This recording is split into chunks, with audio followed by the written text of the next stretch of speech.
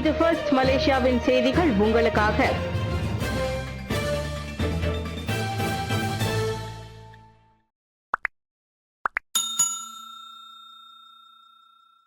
SRC வழக்கு 4 billion ringgit கடனை தனிப்பட்ட லாபத்திற்கு பயன்படுத்தினார் நஜீப்புக்கு நீதிமன்றம் கண்டிப்பு. முன்னாள் பிரதமர் Datuk Sri Najib Tun Razak SRC International நிறுவனத்தின் 4 பில்லியன் ரிங்கிட் கடனை மிகவும் கெட்டிகாரத்தனமாக தனிப்பட்ட லாபத்திற்காக தவறாக பயன்படுத்தினார் என கோலாலம்பூர் உயர்நீதிமன்றம் தீர்ப்பளித்துள்ளது. KWAP ஓய்வூதிய நிதியிலிருந்து பெறப்பட்ட அந்த 4 பில்லியன் ரிங்கிட் எஸ்ஆர்சி வழியாக வெளிநாடுகளுக்கு மாற்றப்பட்டு பொய்யான நிறுவனங்கள் மற்றும் கோடீஸ்வரர் ஜாவ் லோவுடன் தொடர்புடைய குட் ஸ்டார் லிமிடெட் போன்ற மோசடி நிறுவனங்களுக்கு சென்றது. நஜீப்பின் தனிப்பட்ட வங்கி கணக்கில் $120 மில்லியன் நேரடியாக சென்றதும் உறுதிப்படுத்தப்பட்டுள்ளது. ஆக தனிப்பட்ட நிதி ஆதாயமே அவரின் முதன்மை நோக்கமாக இருந்துள்ள போதே தவிர நிறுவனத்தின் நலன் அல்லது பொதுமக்களின் நலன் அல்ல என நீதிபதி டத்தோ அகமது ஃபிரோஸ் ஜைனுல் அபிதீன் தெரிவித்தார்.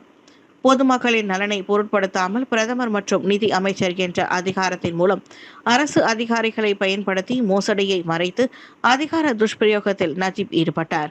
சுருக்கமாக சொன்னால் அவரது தனிப்பட்ட வங்கி கணக்கு எஸ்ஆர்சி நிதியை சலவை செய்யும் கருவியாக பயன்படுத்தப்பட்டது. மன வலிமையை வெளிப்படுத்தி சாதனைகள் புரிந்த SPM மாணவர்கள். ஆரம்ப பள்ளிகளுக்கான UPSR மற்றும் படிவம் 3 மாணவர்களுக்கான PT3 தேர்வுகளை எதிர்கொள்ளாத குழுவாக இருந்த போதிலும் 2025ஆம் ஆண்டு SPM தேர்வு எழுதிய மாணவர்கள் மிகுந்த பொறுமையும் மன வலிமையும் வெளிப்படுத்தி சிறப்பான சாதனைகளை பதிவு செய்துள்ளனர். COVID-19 பெருந்தொற்றின் சவால்களை எதிர்கொண்டு ஆரம்ப கட்டத்தில் முக்கிய தேர்வுகள் இன்றி கல்வி செயல்முறையை கடந்து வந்தாலும் அந்த தலைமுறை அடிக்கடி அனைவரின் கவனத்தையும் ஈர்த்தது என்றும் கல்வி அமைச்சர் ஃபட்லினா சிட்டிக் சுட்டிக்காட்டினார். சூழ்நிலைக்கு ஏற்ப தங்களை மாற்றி அமைத்துக் கொண்டு சிறந்து விளங்க முடியும் என்பதை இந்த நேற்றைய முடிவுகள் காட்டுவதாகவும் அவர் புகழாரம் சூட்டினார். ஆக ஒட்டுமொத்தமாக முந்தைய சோதனைகள் நேற்று மிகச்சிறந்த முடிவுகளை பெறுவதற்கான வலிமையை அவர்களுக்கு அளித்துள்ளன என்பதை அவர்கள் நிரூபித்துள்ளனர் என்றார் அவர். நேற்று காஜாங் உயர்நிலை தேசிய இடைநிலைப் பள்ளியில் SPM சோதனை முடிவுகளை அறிவிக்கும் நிகழ்ச்சியில் கலந்து கொண்ட போது அவர் அவ்வாறு கூறினார். ஆசிரியர்கள், பெற்றோர்கள் உள்ளிட்ட பல்வேறு தரப்பினரின் தொடர்ச்சியான ஆதரவும் கல்வி அமைச்சின் முன்னெடுப்புகளும் இச்சாதனைக்கு உந்து சக்தியாக அமைந்ததாகவும் அவர் குறிப்பிட்டார். கிக் தொழிலாளர்கள் சட்டத்தின் மூலம் 16 லட்சத்திற்கும் மேற்பட்ட தனிநபர்கள் பயனடைவார்கள். நேற்று அமலுக்கு வந்த சட்டம் 872 அல்லது 2025ஆம் ஆண்டு கிக் தொழிலாளர்கள் சட்டத்தின் மூலம் நாட்டின் கிக் பொருளாதார துறையில் உள்ள 16 லட்சத்திற்கும் மேற்பட்ட தனிநபர்கள் பயனடைவார்கள் என்று எதிர்பார்க்கப்படுகிறது. சேவை ஒப்பந்தங்களின் வெளிப்படைத்தன்மை, வருமான விகிதங்கள், சமூக பாதுகாப்பு மற்றும் தகராறு தீர்வு வழிமுறைகள் உள்ளிட்ட அம்சங்கள் உட்பட தெளிவான சட்ட பாதுகாப்பை கிக் தொழிலாளர்கள் அச்சட்டம் வழங்கும் என்று மனிதவள அமைச்சர் டத்தோஸ்ரீ ரமணன் ராமகிருஷ்ணன் தெரிவித்தார். இந்த சட்டம் அமல்படுத்தப்பட்டதன் மூலம் கிக் தொழிலாளர்கள் தங்கள் வேலை வாய்ப்பின் விதிமுறைகள் மற்றும் நிபந்தனைகள் தொடர்பாக ஒரு தகராறு ஏற்படும் பட்சத்தில் உரிய நீதியை பெறுவதற்கு ஒரு தெளிவான செயல்முறை உள்ளது என்றார் அவர். அதோடு தள வழங்குநர்கள் தெளிவான சேவை ஒப்பந்தங்களையும் வழங்க வேண்டும் என்று அச்சட்டம் கட்டாயமாக்குவதாக அவர் கூறினார். இன்று முதல் கிக் தொழிலாளர்கள் அத்வான் செயல்முறை மூலம் புகார்களை தெரிவிக்கவும் வாய்ப்பு வழங்கப்பட வேண்டும் என்றும் அது வலியுறுத்துகிறது. எரிபொருள் செலவு உயர்ந்தது, விமான பயண கட்டணம் அதிகரிக்கும். அந்தோனி லோக். உலக அளவில் ஜெட் விமானங்களின் எரிபொருள் விலை கடுமையாக உயர்ந்துள்ளதை தொடர்ந்து வரும் காலத்தில் விமான டிக்கெட் விலைகள் உயரக்கூடும் என்பதால் அதனை எதிர்நோக்குவதற்கு பொதுமக்கள் தயாராக இருக்க வேண்டும் என போக்குவரத்து அமைச்சர் அந்தோனி லோக் எச்சரித்துள்ளார். இத்துறையில் செயல்திறனை உறுதி செய்வதற்காக விமான பயணிகளை முறைப்படுத்துவதோடு அதிகரித்த நடவடிக்கை செலவுகளை ஈடுகட்ட விமான நிறுவனங்கள் தற்போது எரிபொருள் கூடுதல் கட்டணங்களை விதிக்க வேண்டிய கட்டாயத்தில் உள்ளன என்று அவர் கூறினார். கட்டணங்கள் உயரும் என்பது உண்மைதான். விமான நிறுவனங்கள் இப்போது தங்கள் டிக்கெட்டுகளின் மீது எரிபொருள் கூடுதல் கட்டணங்களை விதிக்கின்றன. ஜெட் எரிபொருளின் விலை விமான நிறுவனங்கள் செயல்படுவதற்கு மிகவும் அதிகமாக இருப்பதால் இது ஒரு தவிர்க்க முடியாத நடவடிக்கையாகும் என்று செய்தியாளர் சந்திப்பில் அவர் தெரிவித்தார். மேலும் சில துறைகளுக்கு பயணிகளின் எண்ணிக்கை மிகவும் குறைவாக இருந்தால் இந்த சீரமைப்பு நடவடிக்கையானது விமான நிறுவனங்களை ஒன்றிணைப்பதை உள்ளடக்கியிருக்கலாம். சுதந்திர சந்தை என்பதால் விமான டிக்கெட்டுகளுக்கு உச்சவரம்பு விலைகளை நிர்ணயிக்கும் கொள்கையை அரசாங்கம் செயல்படுத்தாது என்றும் அந்தோனி லோக் தெளிவுபடுத்தினார். செலவுகளை ஈடு செய்ய முடியாத அளவுக்கு தாம் தலையிட்டு விலைகளை கட்டுப்படுத்தினால் நிறுவனங்கள் விமான பயணங்களை ரத்து செய்யக்கூடும் என்றும் அவர் விவரித்தார். 2025 ஆண்டு குறைந்தது 6 பாடங்களுக்கு 7099 மாணவர்கள் தேர்வு எழுதவில்லை. 2024 ஆண்டில் SPM தேர்வு எழுதாத 8108 பேருடன் ஒப்பிடுகையில் 2025 ஆண்டு குறைந்தது 6 பாடங்களுக்கு 7099 மாணவர்கள் தேர்வு எழுதவில்லை. அந்த எண்ணிக்கை 1000க்கும் மேற்பட்டோர் குறைந்துள்ள நிலையில் இது ஒரு நல்ல முன்னேற்றத்தை காட்டுவதாக கல்வி தலைமை இயக்குனர் டாக்டர் முகமது அசாம் அகமது தெரிவித்தார். உண்மையில் தேர்வுக்கு வராமல் இருப்பதற்கு பல காரணங்கள் உள்ளன.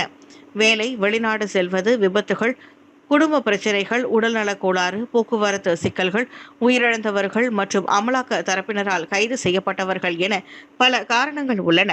எனவே நாங்கள் ஆண்டு தொடக்கத்திலேயே SPM தேர்வுக்கு பதிவு செய்ய தொடங்கிவிடுவோம். SPM தேர்வு நவம்பர் மாதம் நடைபெறும். எனவே அந்த நீண்டகால இடைவெளியில் பல காரணங்கள் ஏற்படலாம் என்றார் அவர். மாணவர்கள் தேர்வுக்கு அமர்வதை உறுதி செய்ய மாநில கல்வித்துறை, மாவட்ட கல்வி அலுவலகம் மற்றும் பள்ளிகள் உட்பட அனைத்து நிலைகளிலும் பெற்றோர் மற்றும் மாணவர்களுக்காக பல்வேறு தலையீடு மற்றும் வழிகாட்டு திட்டங்களை கல்வி அமைச்சு செயல்படுத்தி இருப்பதாக டாக்டர் முகமது ஹசாம் கூறினார்.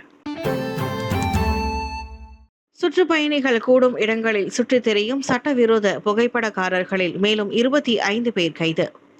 பெட்ரனஸ் இரட்டை கோபுரம் மற்றும் KLCC சுற்றி நடத்தப்பட்ட அமலாக்க நடவடிக்கையில் மேலும் 25 சட்டவிரோத புகைப்படக்காரர்கள் கைது செய்யப்பட்டனர். கோலாலம்பூரில் சட்டவிரோத அல்லது அனுமதியற்ற புகைப்படக்காரர்களை கொண்ட குழுவினர் குறிப்பாக சுற்றுலா பயணிகள் அதிகம் கூடும் இடங்களில் தங்களது நடவடிக்கைகளை நிறுத்தும்படி எச்சரிக்கப்பட்டுள்ளனர். அவர்களின் சட்டவிரோத நடவடிக்கைகள் தேவையற்ற பிரச்சினைகள் ஏற்படுவதற்கு காரணமாக அமைவதாக டாங்வாங்கி மாவட்ட போலீஸ் தலைவர் உதவி ஆணையர் சஷ்லி அடாம் தெரிவித்தார். சட்டவிரோத புகைப்படக்காரர்களால் உருவாகும் தேவையற்ற பிரச்சினைகள் பரவுவதை தடுப்பதற்காக சுற்றுலா பயணிகள் அதிகம் கூடும் இடங்களில் போலீஸ் குழுவினர் தொடர் கண்காணிப்பை மேற்கொள்வார்கள் என்று அவர் கூறினார். இந்த கண்காணிப்பு நடவடிக்கை தொடர்ச்சியாக மேற்கொள்ளப்படும் என்பதால் அனைத்து சட்டவிரோத புகைப்படக்காரர்களும் தங்களது செயல்களை நிறுத்திக் கொள்ள வேண்டும் என போலீஸ் கடுமையாக எச்சரித்துள்ளதாக நேற்று டாங்வாங்கி மாவட்ட போலீஸ் தலைமையகத்தில் நடைபெற்ற செய்தியாளர் சந்திப்பில் சஷ்லி அடாம் நினைவுறுத்தினார். ஏப்ரல் மாதத்திற்கான புடி மடானி டீசல் உதவித்தொகை 300 ரிங்கிட்டாக நிலைநிறுத்தப்படுகிறது. வரும் ஏப்ரல் 8ஆம் தேதி முதல் 2026ஆம் ஆண்டு ஏப்ரல் மாதத்திற்கான புடி மடானி டீசல் உதவித்தொகையை 300 ரிங்கிட் எனும் விகிதத்தில் அரசாங்கம் நிலைநிறுத்துகிறது. இடைக்கால கூடுதல் உதவித்தொகையான 100 ரிங்கிட்டும் தொடரப்படுவதோடு தனிநபர் புடி மற்றும் வேளாண் மூலப்பொருள் புடி உதவித்தொகையும் மொத்தமாக 300 ரிங்கிட்டாக நிலைநிறுத்தப்படுவதாக நிதி அமைச்சு நேற்று வெளியிட்ட ஓர் அறிக்கையில் தெரிவித்துள்ளது. 10 கோடியே 20 லட்சம் ரிங்கிட் மதிப்பிலான அந்த உதவித்தொகையினால் ஏறக்குறைய 3,40,000 பேர் பயனடைவர். உலகளாவிய எரிபொருள் விலை உயர்வை தொடர்ந்து மக்கள் எதிர்கொள்ளும் நெருக்கடி குறித்து அரசாங்கம் நன்கு அறிந்திருப்பதை தொடர்ந்து இந்நடவடிக்கை மேற்கொள்ளப்படுவதாக பிரதமரும் நிதி அமைச்சருமான டாக்டர் ஸ்ரீ அன்வார் இப்ராஹிம் தெரிவித்தார். 2024ஆம் ஆண்டு மே மாதம் அமல்படுத்தப்பட்ட புடி டீசல் திட்டம் மொத்தம் 112 கோடி ரிங்கிட் ரொக்க தொகையின் வழியாக மக்களின் வாழ்க்கை செலவினத்தை குறைக்க உதவியிருக்கின்றது. சிகரெட்டை கைவிட வேப் தீர்வாகுமா? இன்றைய உலகம் விவேகமாக இயங்கிக் கொண்டிருக்கும் நிலையில் இளைஞர்களின் வாழ்க்கை முறையிலும் சில குறிப்பிடத்தக்க மாற்றங்கள் உருவாகியுள்ளன. குறிப்பாக மன அழுத்தம், சமூக தாக்கம், நண்பர்களின் செல்வாக்கு போன்ற காரணங்களால் புகைப்பழக்கம் என்பது பல இளைஞர்களின் வாழ்வின் ஓர் அங்கமாக மாறியுள்ளது. ஆரோக்கியத்திற்கு தீங்கு விளைவிக்கும் அப்பழக்கத்திலிருந்து விடுபட வேப் எனப்படும் மின்னியல் சிகரெட்டின் பயன்பாடு அண்மைய காலங்களின் மாற்று வழியாக முன்னிலைப்படுத்தப்படுகிறது. மாற்று வழியாக பயன்படுத்தப்படும் வேப் உண்மையில் புகைப்பழக்கத்திலிருந்து விடுபட உதவுகின்றதா அல்லது மறைமுக அடிமையாக மாற்றியுள்ளதாக என்பது குறித்து சிறப்பு தொகுப்பு தொடர்ந்து இடம்பெறுகின்றது. உடல் ஆரோக்கியத்திற்கு குறைவான தீங்கை வழங்குவதோடு புகை இல்லாமல் புகைப்பழக்கத்தை மெதுவாக குறைக்க உதவுவதாக எண்ணி பலர் மின்னியல் சிகரெட்டுகளை பயன்படுத்துகின்றனர். ஆனால் சிகரெட்டோடு ஒப்பிடுகையில் மின்னியல் சிகரெட்டின் பயன்பாடு அண்மைய காலமாக தான் இளைஞர்கள் மத்தியில் பரவலாகி வரும் நிலையில் அதன் ஆபத்து குறித்த புள்ளி விவரங்கள் இன்னும் முறையாக தெரியவில்லை என்று மலாயா பல்கலைக்கழக மருத்துவமனையின் அவசர சிகிச்சை பிரிவு மூத்த ஆலோசகர் டாக்டர் ரிஷா மாணிக்கம் தெரிவித்தார். உயர்கல்வி லட்சிய பயணம் 2026 மாய்கா இளைஞர் பிரிவு ஏற்பாட்டில் SPM மாணவர்களுக்கு வழிகாட்டு திட்டம். 2025 ஆண்டுக்கான SPM தேர்வு முடிவுகள் நேற்று நாடு முழுவதும் வெளியாகியுள்ள நிலையில் அடுத்த கட்ட திட்டம் குறித்து மாணவர்களும் பெற்றோர்களும் தீவிர சிந்தனையில் மூழ்கியிருப்பர். அவ்வகையில் SPM தேர்வை முடித்த மாணவர்களுக்கு உயர்கல்வி லட்சிய பயணம் UKLP 2026 என்ற பெயரில் கல்வி மற்றும் தொழில் வழிகாட்டுதலை வழங்கும் தேசிய அளவிலான திட்டமாக அறிவிக்கப்பட்டுள்ளது. மாய்கா தேசிய இளைஞர் பிரிவும் மாநில இளைஞர் பிரிவுகளும் இதனை இணைந்து நடத்துகின்றன. தேர்வில் வெற்றி பெற்றவர்களும் தோல்வி அடைந்தவர்களும் தங்கள் அடுத்த கல்வி பாதையை தெளிவாக திட்டமிட உதவுவதே இதன் நோக்கம் என மாய்கா இளைஞர் பிரிவு தலைவர் அரவிந்த் கிருஷ்ணன் தெரிவித்தார். இன்று மலாக்காவில் தொடங்கும் இந்நிகழ்வு ஏப்ரல் 4 பஹாங்கில் நடைபெறுகிறது. ஏப்ரல் 5 கெடா, பேராக், ஸ்லாங்கூர் கூட்டரசு பிரதேசம், நெகிரி செம்பிலான், ஜொஹூர் ஆகிய மாநிலங்களில் இந்த வழிகாட்டுதல் வழங்கப்படும். பல்கலைக்கழக விண்ணப்ப வழிகாட்டுதல்களோடு 1-to-1 முறையில் மாணவர்களுக்கு நேரடி ஆலோசனை சேவையும் வழங்கப்படும் என அரவிந்த் சொன்னார். ஈரானின் எரிசக்தி தளங்களை அமெரிக்கா குறிவைக்கும் ட்ரம்ப். ஹார்முஸ் நீரிணை மீண்டும் திறக்கப்படாவிட்டால் ஈரானின் எரிசக்தி தளங்களை அமெரிக்கா குறிவைக்கும் என்று அமெரிக்க அதிபர் டொனால்ட் ட்ரம்ப் எச்சரித்தார். அந்நீரிணை உடனடியாக பயன்பாட்டிற்கு திறக்கப்படாவிட்டால் ஈரானில் உள்ள அனைத்து மின் உற்பத்தி நிலையங்களையும் எண்ணெய் கிணறுகளையும் வெடிவைத்து தகர்த்து முற்றிலுமாக அழிப்பதன் வழி அமெரிக்காவின் தாக்குதல் முடிவுக்கு கொண்டுவரப்படும் என்று ட்ரம்ப் தனது ட்ரூத் சோஷியல் தளத்தில் பதிவிட்டார்.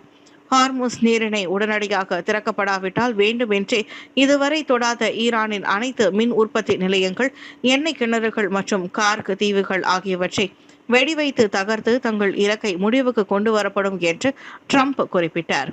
47 ஆண்டுகால பயங்கரவாத ஆட்சியில் ஈரான் படுகொலை செய்து கொன்ற அமெரிக்க வீரர்களுக்கும் மற்றவர்களுக்கும் பழிவாங்கும் விதமாக இது அமையும் என ட்ரம்ப் அப்பதிவில் தெரிவித்தார். அமெரிக்க மற்றும் இஸ்ரேலிய தாக்குதல்களுக்கு பதிலடியாக ஈரான் அவ்விரு நாடுகளின் தளங்களை தாக்கியதுடன் வளைகுடா நாடுகளை தாக்கி ஹார்முஸ் வழியாக மத்திய கிழக்கு எரிபொருள் ஏற்றுமதியையும் தடுத்தது. மேலும் ட்ரம்ப் ஆயிரக்கணக்கான துருப்புகளை மத்திய கிழக்குக்கு அனுப்பியுள்ள வேளையில் சிலர் ஏற்கனவே அங்கு வந்து சேர்ந்துள்ளனர்.